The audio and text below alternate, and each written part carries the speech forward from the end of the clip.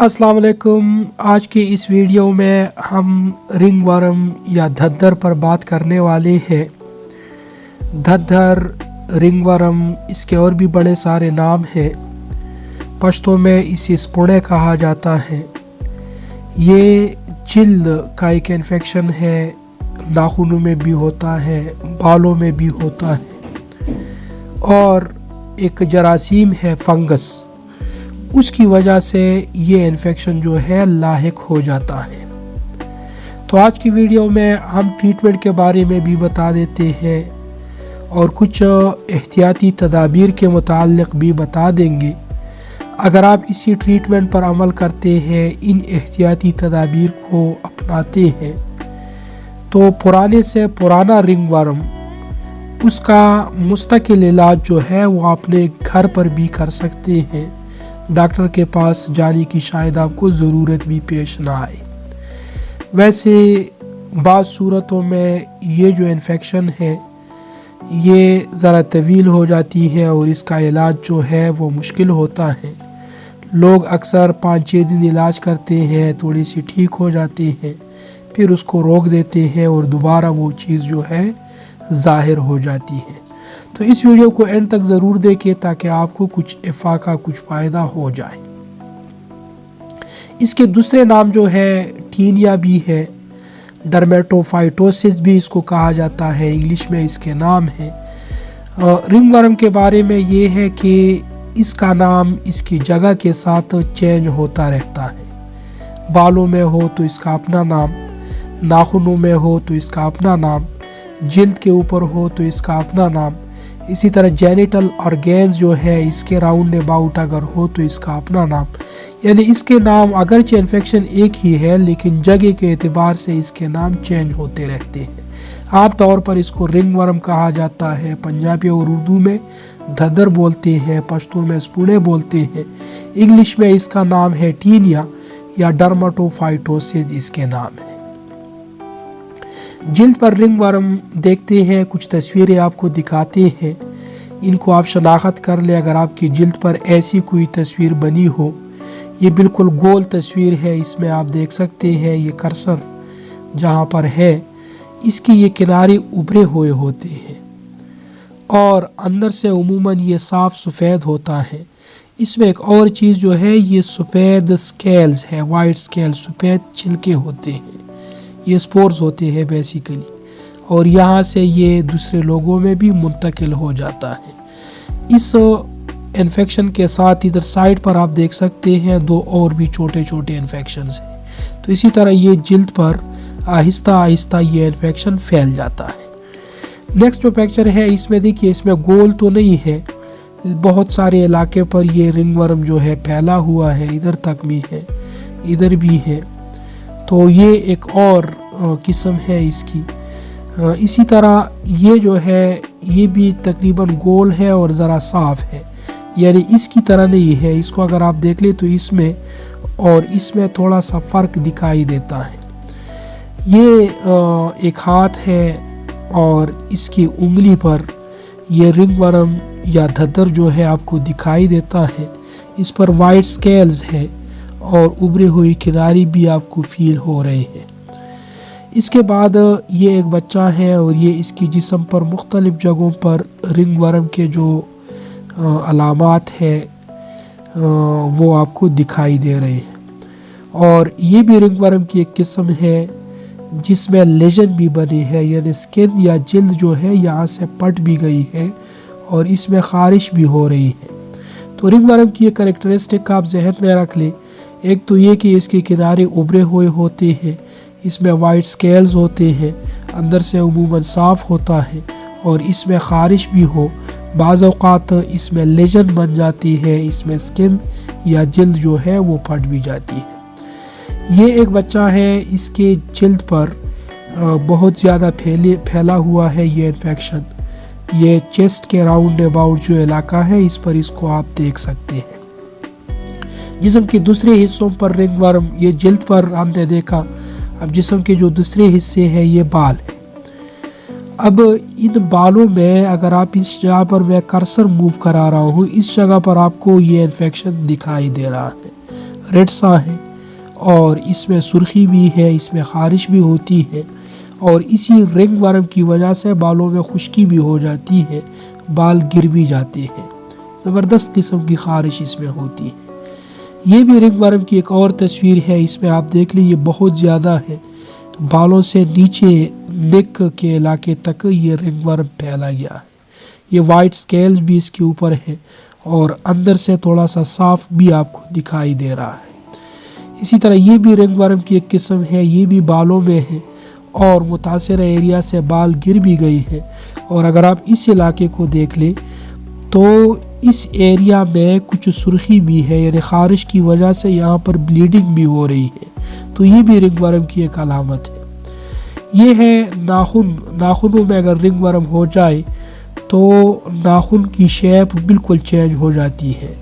اس ناخن کو ذرا دیکھ لیں، یہ تو بالکل مطلب چینج ہو چکا ہے، اور اس ناخن تک بھی یہ بیماری پھیل چکی ہے، اس کو بھی ذرا دیکھ لیں۔ یہ سکن بھی ہے، اس سے متاثر ہوتی نظر آ رہی ہے۔ اب رنگ ورم آف جینیٹل ایریاز جو جنسی اعضاء ہے، ان کے ارد گرد رنگ ورم کیسے دکھائی دیتا ہے، تو یہ جنسی اعضاء کی تصویر ہے۔ یہ ران ہے، تائز کے درمیان کا علاقہ ہے، اس میں آپ رنگ ورمز کو دیکھ سکتے ہیں۔ گرمیوں میں عموماً اس قسم کے رنگ ورمز زیادہ ہوتے ہیں، اس قسم کے انفیکشن زیادہ ہوتے ہیں۔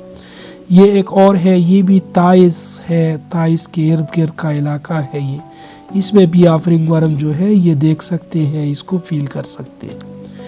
یہ بھی جینیٹل ارگینز ہے، یہ اگر آپ اس کو دیکھ لیں تو یہ جینیٹل ارگینز ہے، اور یہ اس کے ساتھ کا علاقہ ہے، اس میں بھی یہ رنگ ورم آپ دیکھ سکتے ہیں۔ اس میں کچھ دانے سی بھی دکھائی دے رہی ہے یہ جگہ جگہ پر۔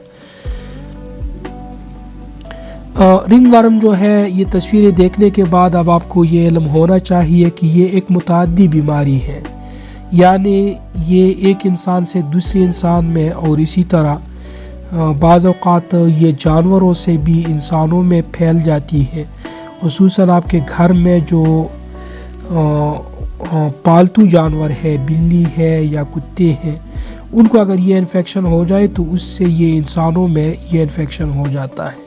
اسی طرح یہ کتا ہے، اس میں یہ انفیکشن ہے، تو یہ انفیکشن بھی ادھر آ کر اس سے بھی انسان جو ہے یہ متاثر ہو جاتے ہیں۔ یہ ایک انسان سے دوسری انسان میں بھی، خواہ وہ مرد اور عورت ہو یا مرد اور مرد ہو یا بچے بوڑھے ہو، یعنی ایک انسان سے دوسرے انسان میں بھی یہ بیماری پھیل جاتی ہے، تو اس لیے احتیاطی تدابیر آگے جب ہم بات کریں گے تو اس پر عمل کرنا بہت زیادہ ضروری ہے۔ رنگ ورم سے بچنے کے لیے احتیاطی تدابیر ہے۔ یہ ایک تصویر ہے آپ کے سامنے، اس کی 3 حصے ہیں۔ یہ حصہ ہے کہ رنگ ورم انفیکشن کیا ہے، دوسرے حصے میں ہے کہ یہ کیسے یہ بیماری پھیلتی ہے، اور تیسرے حصے میں ٹریٹمنٹ ہے اور پریونشن ہے۔ پہلے حصے میں رسک فیکٹر، اگر کوئی انسان HIV یعنی ایڈز کا مریض ہے، یا کسی انسان میں پرولانگڈ ایلنس ہے، طویل عرصے سے وہ بیمار ہے، یا ایک انسان ہے وہ فیکٹری میں کام کر رہا ہے، فیکٹری ورکرز ہے، اسی طرح فرناس ورکرز ہے، سیویج ورکرز ہے، پول کلینرز ہے، اور مائن ورکرز ہے، ان میں رنگ ورم ہونے کے چانسز زیادہ ہوتے ہیں، ان میں یہ بیماری زیادہ دیکھنے کو ملتی ہے۔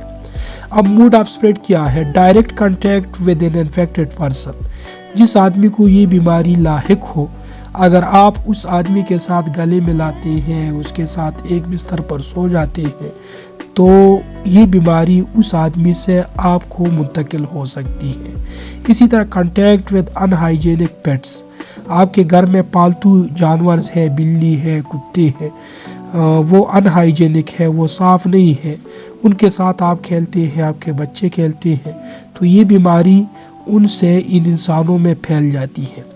اسی طرح شیئرنگ پرسنل پروڈکٹس میں تولیہ شامل ہے، شرٹس ہے، لباس ہے، جوتے ہیں، جرابیں ہیں، کنگھی ہے، برش ہے، یہ مختلف قسم کی چیزیں جو کہ پرسنل ہوتی ہے، یہ آپ شیئر کرتے ہیں۔ گھروں میں عموماً ایک بھائی دوسرے کے جوتے پہنتا ہے، کوئی سوکس پہنتا ہے، کوئی جیکٹ جس کو ملا وہ پہن لیا، تولیہ وغیرہ تو عام شیئر کرتے ہیں۔ اسی طرح بیڈ اور بیڈ شیٹ وغیرہ شیئر کرتے ہیں، تو یہ پرسنل چیزیں جب شیئر کرتے ہیں تو اس بیماری کے پھیلنے کے چانسز بڑھ جاتے ہیں۔ Acquired infection from swimming pool, ایک سوئمنگ پول ہے، اس میں بہت سارے بچے بڑے نہاتے ہیں، تو ان میں اگر ایک بھی انفیکٹڈ ہوا اور وہ اس پول میں گیا تو اس پول میں بعد میں آنے والے جتنے لوگ ہوں گے ان سب کو یہ بیماری جو ہے ہو سکتی ہے۔ اب ٹریٹمنٹ کی طرف آتے ہیں تو اس میں اینٹی فنگل کریم اور لوشن زیادہ تر استعمال کیا جاتا ہے، اسی طرح بعض صورتوں میں اورل میڈیکیشن بھی استعمال کی جاتی ہے، آگے جا کر اس پر ہم بات کرتے ہیں۔ پھر پریونشن یہ بہت زیادہ ضروری ہے، ریگولر باتنگ ہے، یعنی آپ ریگولر بیسس پر نہایا کریں، روزانہ دن میں 1 بار یا 2 بار نہانا جو ہے یہ ضروری ہے۔ اسی طرح ریگولر واشنگ آف سوائلڈ کلوتھز، جن کپڑوں میں آپ کام کرتے ہیں، جو آپ کے کام کے کپڑے ہیں ان کو روزانہ دھونا چاہیے اور پھر پہننا چاہیے۔ اسی طرح do not share personal products, جو آپ کے پرسنل پروڈکٹس ہیں، جس طرح ادھر ہم نے اس پر تفصیلی گفتگو کی، ان کو شیئر نہ کریں ایک دوسرے کے ساتھ۔ اور اگر آپ کے گھر میں پیٹس ہے، جانور ہے، کتے ہیں، بلی ہے، تو انہیں بھی نہلا دینا چاہیے ریگولر بیسس پر، وہ گندے نہ ہو جائیں۔ اب آتے ہیں جی اینٹی فنگل کریم اور لوشنز کی طرف، تو یہ مارکیٹ میں مختلف قسم کی میڈیسن جو ہے وہ دستیاب ہے، کریم کی صورت میں بھی، لوشن کی صورت میں بھی، اور ساتھ ساتھ اورل جو ہے یعنی جس کو آپ کھاتے ہیں کیپسول یا سیرپ یا اسی طرح ٹیبلٹ کی صورت میں بھی یہ دستیاب ہے۔ کلوٹرائمازول ہے، کینسٹن کے نام سے دستیاب ہے، ایکونازول ہے، میکونازول ہے، ٹربینافین ہے، اسی طرح فلوکونازول ہے، کیٹوکونازول ہے، نیسٹیٹن ہے اور ایمفوٹیراسین ہے۔ تو یہ اور بھی بہت سارے ہیں، لیکن یہ چند جو ہے عام دستیاب ہے، کسی بھی میڈیکل سٹور میں جا کر آپ یہ ان کو خرید سکتے ہیں۔ اب جی اینٹی فنگل کریم اور لوشن میں یہ کینسٹن ہے، آپ کے سامنے ہے، بائر کمپنی ہے، ایک مشہور کمپنی ہے، اس کمپنی کا پروڈکٹ ہے، اور اینٹی فنگل کریم ہے for the treatment of tinea and other fungal skin condition, ٹھیک ہے۔ کلوٹرائمازول اس کا فارمولہ ہے اور 1% واٹر فار واٹر میں یہ بنائے جاتے ہیں۔ اس کے بعد نیکسٹ ون جو ہے یہ لیسیمل نام کی کریم ہے، ٹربینافین اس کا فارمولہ ہے، براڈ اسپیکٹرم اینٹی فنگل ہے، GSK کمپنی نے اس کو بنایا ہے، یہ بھی بڑی اچھی کمپنی ہے، اگر یہ چیز آپ کو مل جاتی ہے تو یہ بھی بڑا فائدہ دے دیتا ہے۔ نیکسٹ ون جو ہے کلوزاکس ہے، شیگان کمپنی نے اس کو بنایا ہے کلوزاکس، اور کلوٹرائمازول اس میں موجود ہے جس طرح پہلے والے میں موجود تھا، یہ سستا بھی ہے، کوئی 100 تک ہے میرے خیال میں، عام دستیاب ہے، کریم کی صورت میں یہ دستیاب ہے، تو یہ بھی آپ استعمال کر سکتے ہیں۔ اس کے بعد یہ اورل تھراپی کے لیے بھی اگر بہت زیادہ ضرورت ہو، ویسے اورل تھراپی کی ضرورت بہت کم صورتوں میں پیش آتی ہے، لیکن اگر ضرورت ہو تو پھر اورل تھراپی کے لیے بھی آپ ٹیبلٹس یا کیپسول جو ہے وہ لے سکتے ہیں۔ اس کے علاوہ ایک بات یہ بتانی ہے کہ یہ ٹریٹمنٹ جو ہے اینٹی فنگل میڈیکیشن کی ٹریٹمنٹ، یہ کم سے کم 30 دن تک جاری رکھنا ضروری ہے، کم سے کم 30 دن تک۔ بعض اوقات 1-2 دن کے بعد علامات غائب ہو جاتے ہیں، لوگ اس ٹریٹمنٹ کو چھوڑ دیتے ہیں، لیکن وہ بیماری جو ہے دوبارہ آ جاتی ہے، پھر اس صورت میں کہتے ہیں کہ میں تو ٹھیک نہیں ہوا۔ تو یہ جو علاج ہے اس کو کم سے کم 30 دن تک آپ جاری رکھیں، اگر زیادہ رکھ سکتے ہیں تو کچھ زیادہ بھی رکھیں اس کو۔